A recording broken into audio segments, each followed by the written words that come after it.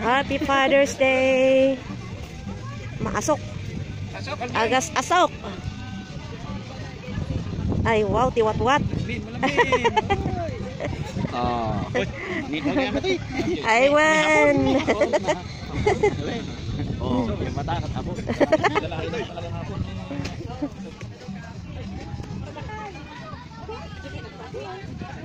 Celebrating Father's Day in Victoria Park.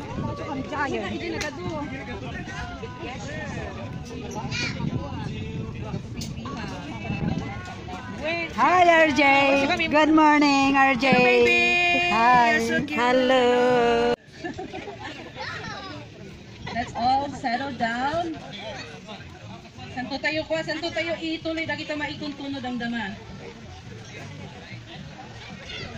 Praise the Lord.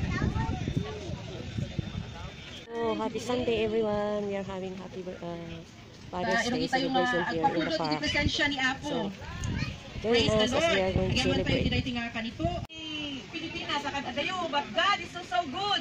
He is our amazing God nga nang iti pamaraanan nga nakaumay kami dito sa Canada nga nakapinpintas na nasyon. Binindi-bendisyon na ni Apo Diyos nga nasyon. Palakpakan tayo ni Apo. Praise the Lord. Hallelujah. Before we're going to di agbalbali. Everybody sing hallelujah. Hallelujah. Hallelujah. Hallelujah. Hallelujah. Hallelujah. Hallelujah. Hallelujah. Hallelujah. Hallelujah. Hallelujah. Hallelujah. Hallelujah. Walang kakatiba niya po Diyos. Hallelujah. Yes, Lord God. Agyaman kami, amami Yes, kasaswan. God. Daytoy nga daw, ama. Tinipon-tipon na kami, daytoy nga park, kasapo. Ang may-maysa kami, nga magidaydayaw, timangitan-tanok, na napatay, kinadaknan, nga naganho. Sa tinuman na lugar, pubigbigan mi, nga the presence of the Holy Spirit, ket adda, iti nagpitingaan, kinagbabalitan mi. Ang lunana nga marikrik nami, hapo, ti panagbiag mi. And we are so very grateful, Father God, na tinaypingal daw. We are all in good health. We are all victorious, Father. Yes. Declaring that you are God, our loving Father God. Amazing, our great God, our faithful God, who never leave us nor forsake us. Maraming salamat, ang Inong Diyos, na binigay mo pagkakataon sa amin ni Pastor Mel na makasama, maapakan namin, makapag-tour kami sa nasyon na ito, Panginoong Diyos, na nararamdaman, Panginoong Diyos, na kailanman, Father, hindi ka nagkulang, hindi ka nagpabaya sa amin. Panginoong Diyos, may tinay ito'y nga daw. Yaman kami, ka nakaduami, di ito'y nakakabsat, di ito'y na nasyon. Matagtangal daw, kit agdaydayaw kami. Itang tanok da ka, pagyamanan da ka, gapu ka, dagiti ado nga blessing apong yung papay mo sa tunggal may sa, although dagiti makakabsat ka, nagapungay, DJ, naadayo nga luglugar, yung pinagtitipon na kami, awan tin posible, kanikaw Diyos, na nabalinan na kami, panagtitipon, itinay ito'y nga daw. Canada. So, way back in the Philippines, I'm also a Christian. So, ito sa Glorious Church. Actually, yung misis ko po yung nag-invite sa akin sa church. So, first place. So, hindi ko pa po alam yung dating Christian talaga. So, pilit-pilit ako ng asawa ko. But the long story short, bago kami mapunta ng Canada is, nagpipray po kami ng wife ko na makapunta po dito sa Canada. Mahigit isang taon na nag-pray kami na makapunta ng ibang bansa. Yun po, saka prayers po talaga, sabi ko, totoo po pala talaga yung prayer. Amen. Kasi bago po kami mapunta rito, nag-pray kami ng asawa ko na magkaroon ng babaeng anak. So, dalawa po yung anak ko na lalaki. So, taon, 6 years, bago dumating yung babae na bunso. So, nag-pray kami. So, totoo pala yung prayer. Amen. Amen. Bakit ganun? Sabi ko, every time na nag-pray kami ng wife ko, unti-unti na nangyayari. Yun pala, kasi nung nabasa namin ng wife ko, nasa Matthew 21 verse 22. Lahat ng hihilingin mo sa Panginoon, paniwalaan mo lahat ng mangyayari. So, yun po, nagpe-pray lang kami. Until now, kahit magkalayo kami, nagpe-pray kami bago kami matulog every morning na maging good health lahat po ng mga nakakasalamuhan namin sa katrabaho ko, sa mga kaibigan, mga nagpe-pray sa amin. Yun po yung ano ko lang, prayer. napakalakas ng prayer po. So, pati ngayon po, pinagpipray namin na makapunta kami kasi kahapon nagano po kami. Father's Day po. So, nag-celebrate kami magkakasama, nag-trail po kami, nag-bike. So, medyo masakit ang katawan namin. Pero, na-pray kami na pagkagising namin is okay naman. So, yan po. Thank you po, Pastor Camila, na nandito po kami sa mga nandito po ngayon. Thank you po. Pray for all of you. Fathers. And I declare blessing also sa mga nagpaplano na maging ama. Amen. Kaya nandyan sa likod, mga singles. I pray that you will become a good dad, a better dad. Kaya dito kayo. Praise God. Sige po. Umarap kayo dito sa akin. Praise God. Hiniling ko nga na tumayo po tayo and let's just stretch our hands towards them and pray for all of these dads, all of these fathers. Let's pray together. Hallelujah. Thank you, Lord. Father God, we thank you, Lord, for this is the day that you have made. Dahil as we celebrate, Lord, every dad, every fathers na nandito, Ama, sa araw na ito, Lord God, we believe, Lord, and I believe that you are doing and may ginagawa ka sa aming kalagitnaan sa araw na ito, Father God. And I just want to release prayer, Father God, sa mga ama na nandito, Lord God. Alam ko, Lord, na bawat isa sa amin, hindi po kami perfecto na ama. But we thank God that we have a perfect dad in heaven. Ikaw, Ama, ang Diyos na may alam sa bawat puso at mga nangyayari sa buhay ng bawat isa sa amin, Lord God. Alam mo ang kahinaan ng bawat isa sa amin na dads na nandito, Lord God.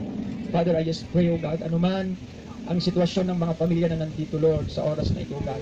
Mga ama na nandito, Father God. I just pray, Lord God, whatever their weaknesses, whatever their strength, Lord, in the family, we just want to lift it up to you, Lord God. Gusto kong itaas sa inyo ang bawat isa sa amin, sa bawat ama na nandito, Father God.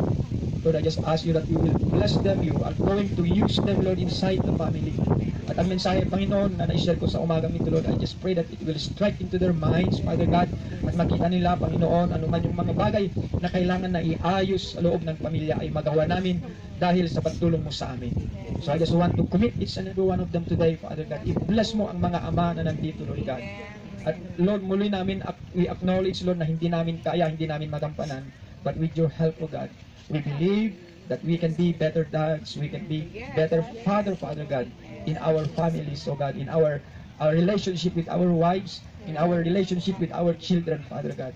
So I just commit them to you, Lord. Tinataas ko ang bawat isa sa kanila sa iyong paanan sa oras na ito, Lord God. And release your mighty blessing upon their lives, Father God. Pagpalain nyo ang buhay nila, pagpalain nyo ang kanilang pamilya, pagpalain nyo, Ama, ang kanilang relasyon sa kanilang mga asawa, and also pagpalain nyo ang kanilang mga relasyon sa kanilang mga anak. Ama, ito po ang aking dalangin at hinihiling para sa kanila. For the glory of your name, in Jesus' mighty name we pray. Lahat po ay magsabi ng Amen. Amen. Amen. Amen. Mapanda ijay sango. Best father belongs to all the fathers. May I please call all the fathers to fall in line, starting from the back. Let us pray. Praise the Lord. Let everything.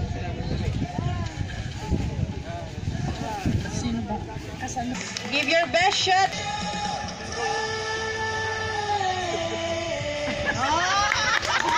Yay!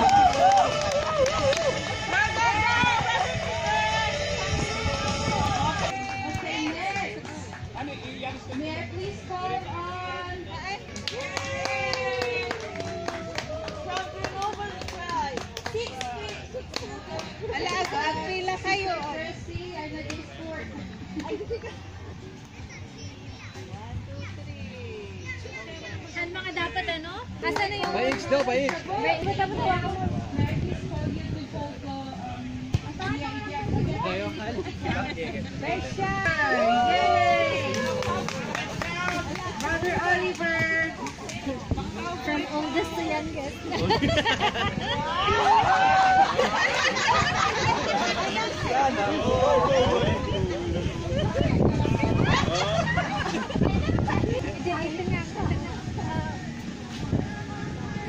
Yeah, first picture. Thank you. Babango ko na yung kape mo. Kasama na pa ako.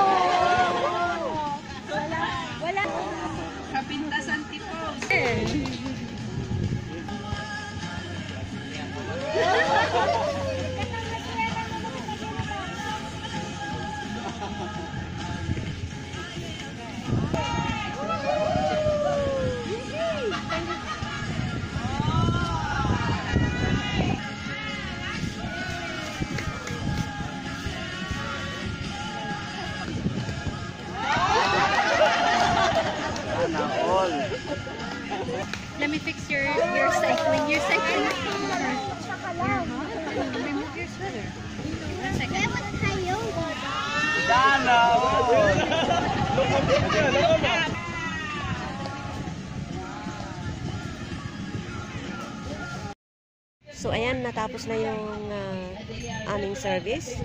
Hindi ko na nga lang na-cover yung preaching, yung the whole service for the Father's Day dahil napakahaba. But anyways, yung pinaka-highlight is to appreciate the fathers for what they have done in their own families. So the next ay kainan na.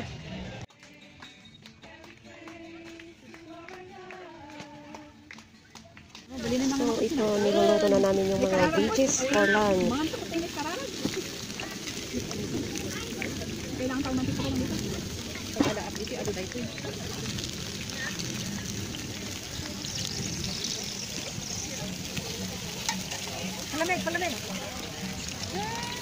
Palamig. Dali ka ano asa-asal sa kawat. Dito sakit ko.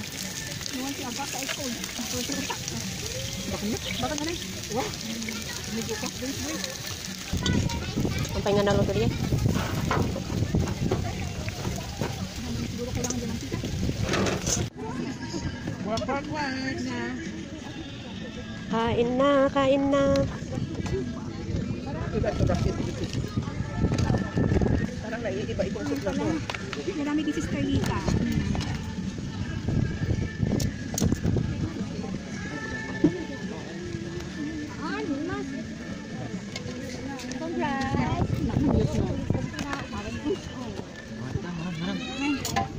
Dati nanti, ano mo lipatan dati? Ako. Ayan na. Ay, thank you. Ayan. Kuha tayo ng veggie. Veggie is healthy.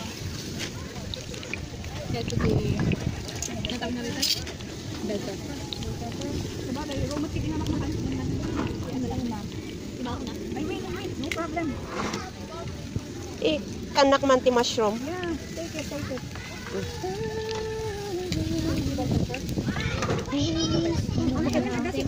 Ay, day tati awan. Sorry. Just some. Why? Kain. So, dito na nagtatapos ang aming Father's Day celebration. Kain tayo.